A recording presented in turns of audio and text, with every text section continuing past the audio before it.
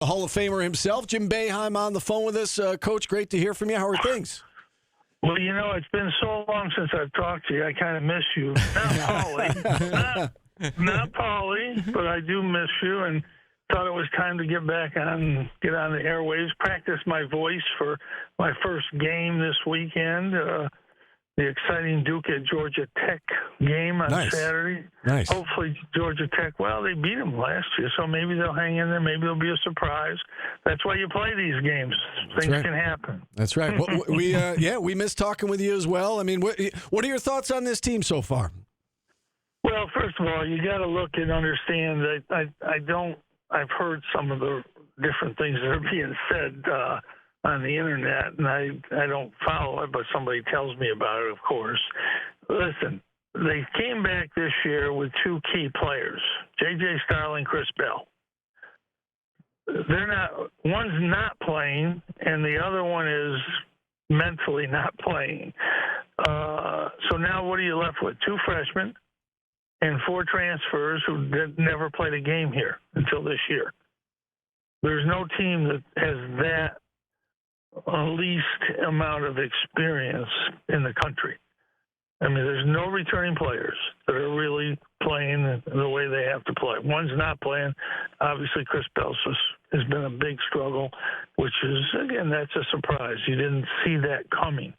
And I think the coaches have dealt with it as best they can. It's a very, very difficult situation when you have your two guys that are supposed to be carrying, the lead. And, J.J. Starling having 20 points a game. There's very few college teams that can give up their best player and still compete. They're competing. Obviously, everybody wants to see wins, but they're competing. They're working hard. They're doing what, they're not good defensively. And the funny thing is, I do go to practice. I'm around. They work on that every day. Some teams just struggle defensively. Hopefully they're getting better. But they need Chris Bell to shoot well, and they need J.J. Starling. And they're a whole different team then. But that's really where the team is. And I just think it's asking a lot of Coach Autry to try to – he's going to do everything he can to try to overcome this. But this is not realistic at this point to think they're going to just go out and be world beaters. And they've been in the tough games they've had, whether it was Georgetown, whether at Notre Dame, whether the Texas Tech game, they were in those games. But it's tough to play, especially now, the way everything has happened moving forward. Coach, if this stuff's getting to you, and you're seeing it, how do coaches keep it from getting to players and, not getting into their heads? Well, players just, you just go back to practice the next day. I mean, we've had teams that, I coached teams that lost 2-3 games in a row, and it looked like, this doesn't look good, and then they kind of get it, and they can go ahead and win 8 or 10. I mean, it's early, and, they have a schedule that I think, obviously Maryland coming up is really a tough game, but the league is, as everybody has seen, is down. And everybody keeps talking about the league being down. Nobody tells us why. Why is the league down? Why is the SEC so good? They pay. I was going to say NIL, right? Yeah. It's all it is. It's very simple. Sometimes it doesn't work. Florida State football this year, they paid the same thing they paid last year. But the team didn't come together. Whatever happened it didn't work, and they won 3 games. So paying isn't necessarily going to make you a winning program, but certainly I think it's hard to win without having a very strong NIL program. I think ours is getting better, but I think it has to get better, Coach, going forward. Even before NIL, we saw this shift in maybe that people were thinking the ACC was down. And before NIL, and now that there's conference expansion and realignment, is the ACC put more priority in football also from the school programs? No? No. I mean, some football programs are really struggling in the league as well. I mean, overall, the SEC, the Big Ten, I think the Big 12 spend more money in NIL. There's bigger NIL. It's hard to see it because there's not a lot of transparency, but it's pretty obvious. Michigan gets a quarterback $12 million. I mean, it's well known Ohio State spent $20 million or more on football this year. Those are things that are pretty well known.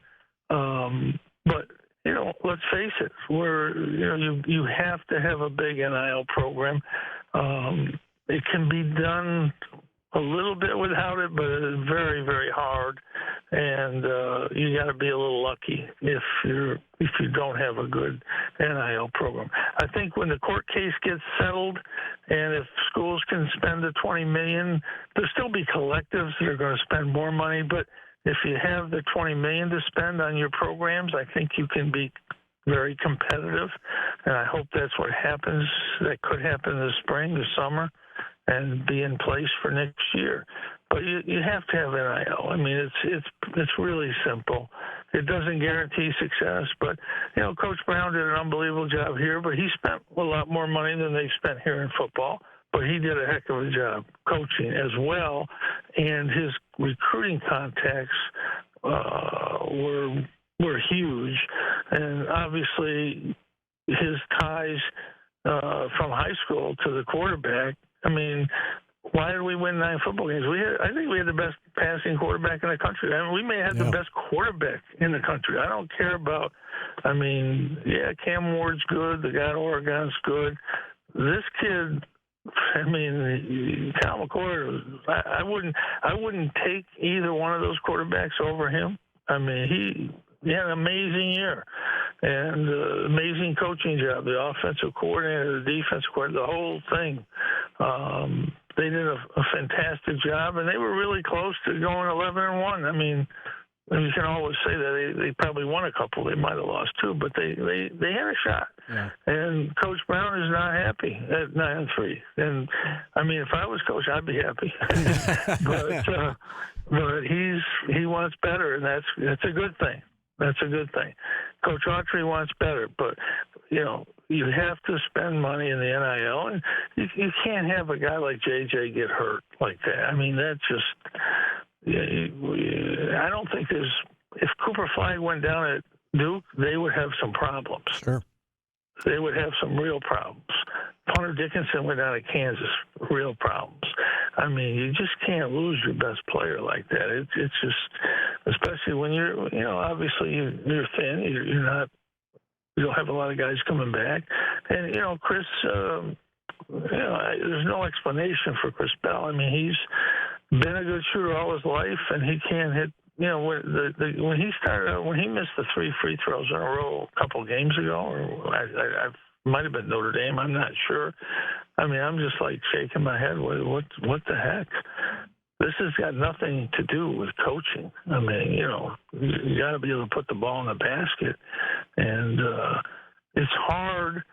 Donnie Freeman plays great. Everybody lets him into the whole game, but he's a freshman. He makes freshman defensive mistakes. And same with Elijah. Elijah Moore's really good, but he makes some really bad defensive mistakes. And, you try to balance that out and get your, it's hard to coach when you're trying to play a guy for defense, and you need an offensive guy too. It just is very difficult when you're in that situation. And I think coaches and Adrian are doing a great job, but it's hard to do it without those 2 guys, for sure. Yeah, you mentioned Chris Bell, and we've talked a lot about him on the show, and you're right. Like, I'm sure you coached several guys who went into a little bit of a funk or were in a slump and in their own heads. As a coach, how do you help somebody like that, get out of it? And I know you know Chris very well. I mean, how does he get out of this funk that he's in right now? Well, every time I see him most every day. I'm over there. I just keep shooting.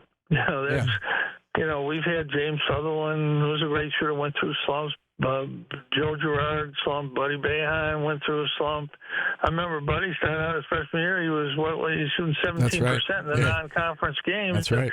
Everybody was I'm sure on social media, he's just playing because he's a coach. He's a Division II player. Then the league started, he shot 40% in the league, and he won his 4 games, and we went to the tournament because he made those shots as a freshman. And, you just stick with him unless you got somebody better. If you got somebody better shooting. But when he's out of the game, if Elijah's having a struggle, the point guard, he's improved his play a lot, but he's not a shooter. You're going to see zones or stuff in man-to-mans, and, you got limited shooting. And of course, when Chris Bell's not shooting, it's just exacerbates the whole situation.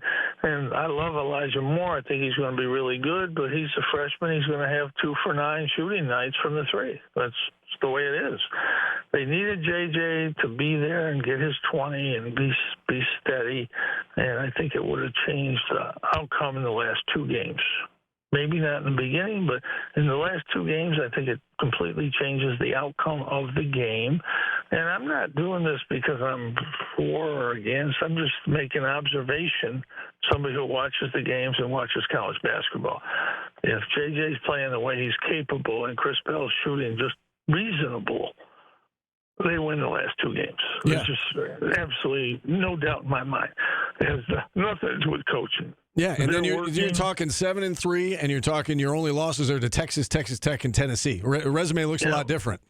Yeah, it's a lot different. It's unfortunate, but if you have JJ, then even if Chris Bell doesn't shoot better, if you just have JJ, I think you win those 2 games. Yeah. But there's a long way to go. Obviously, Maryland is a really good team. That'll be tough, but then they've got some winnable league games, and they can get off to a good start in the league. And it's obvious the league is not strong. Last year, all these other years, they said the league wasn't strong. I don't think it's true because we ended up winning more games in the NCAA tournament than any league, the last 7 or 8 years. But just because people say something doesn't mean it's true. I mean, somebody was on your radio show, it might not have been, it was one of the radio shows, and said, Syracuse basketball has been bad for 10 years. What are they talking about? We went to 2 Final Fours and 2 Sweet 16s in 10 years. How many schools do that? Not many. Not many. And again, could the regular seasons have been better? Sure they could have been, like to have been better. But still, if you can produce results in the tournament, that becomes a good year. Coach, when you look around the ACC, what stands out to you? Me looking at it right now, UNC at 6-4. Do you think they're in trouble, or was it just a strength of schedule thing for them? I think it was mostly strength of schedule. They haven't played well. They lost the 2 big guys up front, Ingram and Baycott. I mean, those 2 guys were huge. Their 2 frontline guys are not. Their guards are really good. Davis is struggling, but he's struggling because they have nobody inside, so they're focused on him. They got 4 guards, but of course you can't really play 4 guards. So, they need to get something inside. I think they'll recover. I mean, right now, I think Clemson's really good. They're a really good team. I like their team. I think they're maybe even better than they were last year. I like their team. Obviously, Duke's going to be there. I think Pitt still can be good, but somebody will emerge. But right now, the league, this is as weak as I've seen the league in a long time. There's no question about that. And I'm not sure who's going to emerge out of the rest. I mean, we can beat all these other teams. I believe that. Especially if we're all healthy. But the league is down, and people have been saying that for years, but our results in the tournament over the last 10 years, we've won more games and more championships than any league in the country the last 10, 15 years. Coach, before we let you go, we always like to ask you about how the kids are doing. I know Buddy's having a really good year in the G League. How's everybody doing? Buddy's team is a first seed in the tournament. They have a play-in tournament that 8 teams get in, and they finished 11-3, and so they're a 1 seed. He's shooting 42% from the 3, and I think he's probably averaging 15 or 16. They've got a nice team. He's done well. He's improved. He's having a good year. Jimmy's playing in Germany. Solid year. He enjoys playing overseas. I think he's the leading scorer on his team. They're not great. They're not doing well, but he enjoys it over there. And I get to watch all their games. You can stream anything. That's a good thing about the internet. You don't have to listen to the chat line, but you can watch all the games on TV. And I listen to you guys when I'm in the car and have nothing to do. And Paulie's even coming up with some good things every once in a while now. I'm I've been studying. Much better. When he started with me on the radio, he didn't know whether it was a basketball or football. He wasn't sure which one was which. Well, I don't have to defend you anymore, so it's. Yeah, I know. Yeah. Well, no, there's a lot of people defending me now. Funny how that works. Funny how it works. Yeah. But I think they can turn around. I obviously love to see JJ, but it's still going to be a few weeks, and it's tough to lose a guy like that. I mean, the guy everybody looks up to, and he can go get a basket when he needs to. They got off to a slow start, but I really thought they were going to start playing better, and then with him going, it's 6 new players out there. That's what you have to look and understand. Yeah. How many teams have 6 first-year players? You might have experience someplace else, but it's different playing in the ACC. That experience is helpful, but it's different. And it takes a while to get used to it. I think some of those guys are getting used to it. But I always say, don't give up yet. It's like we played 10 games. Let's wait a little while. All right. Yeah, a lot of basketball left. Coach, great hearing from you. Open invitation. You know that. Merry Christmas to you and your family, and I'm sure we'll talk again soon.